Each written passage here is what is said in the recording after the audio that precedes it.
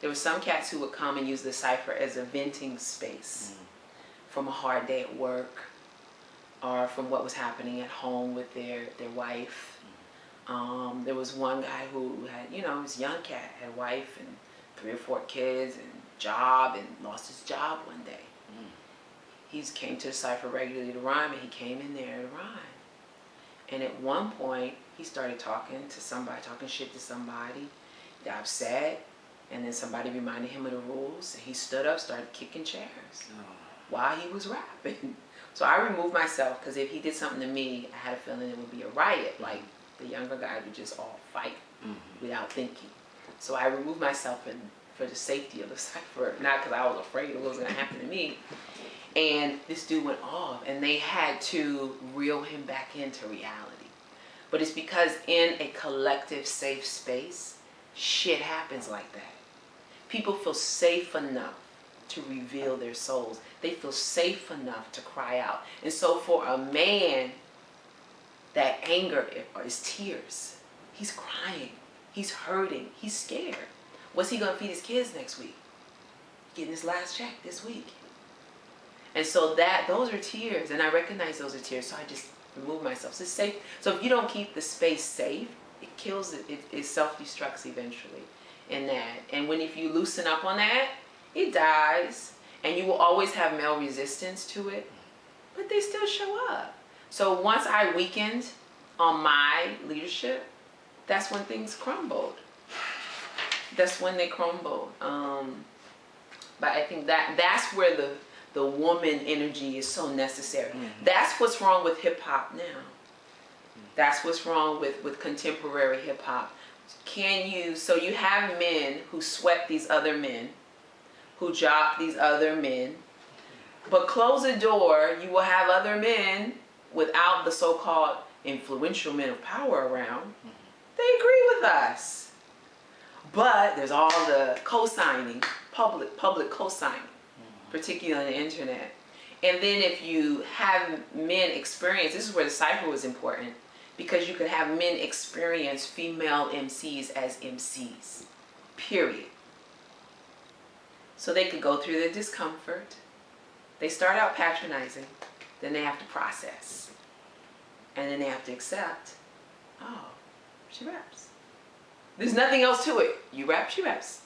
There's nothing else to it. So regardless of how attractive you may find her, or she's pretty eyes, or a big ass, she raps. And there's nothing else to it. And at a certain point, it neutralizes all the BS, all the nonsense. And then too, in the cipher, you could pose questions. Like I use freestyle topics. I was just going through starting my spiritual path, and so I was reading all this stuff. So I would ask like some freestyle topics, like what's your biggest regret in life? And if you could change it, why? That was a freestyle topic. And so you would have cats like, you can't lie in a freestyle for more than 2 lines. She has to get real. So you'd have cats talking about stuff, getting locked up, stealing money from my mom when I was getting high. Or my dad was a hoe, and so now I act like a hoe, but I'm not really a hoe. And girl, I'm sorry. The girlfriend's right there in the back of the room. He freestyled. Like you had these moments happen because of the female safety that was created, that only a woman could bring. That's it. When Biggie died and Pac died, we had ciphers. Cats vented. Like there's a certain unspoken rage that doesn't get expressed, and sadness that the hip-hop community does not get to speak to when someone dies. There's no grieving process. The cipher, that's the space to heal. There's no grieving process. I remember one cat, he was freestyling, and he just stopped freestyling and started preaching. And he moved himself to tears, had to kick the door and walk outside. And you know, and a couple people had to follow him, but it was that moment of, this is a real cipher. You know, for me as a woman, like, yeah, let's take the armor off, put your guns down. And that's what I loved about the Freestyle Union spaces. So you had cats who might be from a neighborhood they used to call 21st in Vietnam, 21st in V in DC. You know, and there's the idea that everybody respected the space. They leave their guns in the car, smoke their weed behind the building so the cops didn't bother us. You know, like there was those unspoken, never had security once at a cipher. I didn't need security. Because people respected the space. Why? Woman energy. You're not going to do that for a man.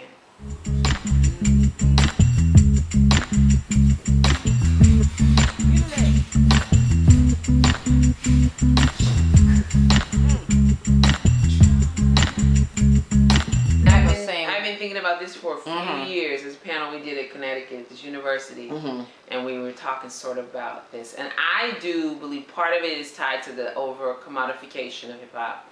I also think part of it is tied to the individualism that exists in our culture that's promoted constantly, and the definition of success, how success is defined. So a person cannot be successful without being a millionaire.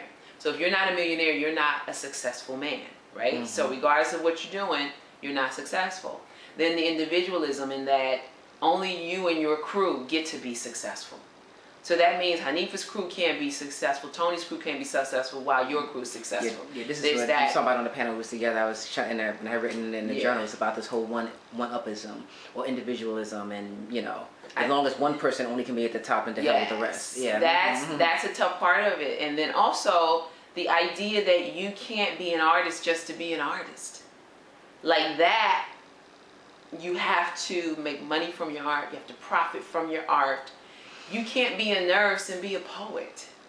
Like, you can't be a chef and be a singer. And it's like, that goes back to this society, the values of our society, not acknowledging that some people, regardless of whether or not they do surgery by day, need to sing at night.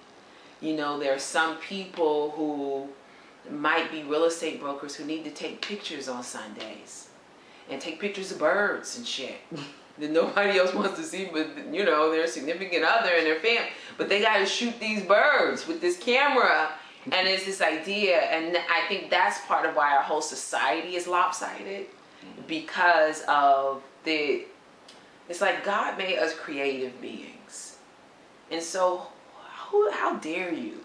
Who are you to say that creativity should not be expressed merely because one cannot profit from it?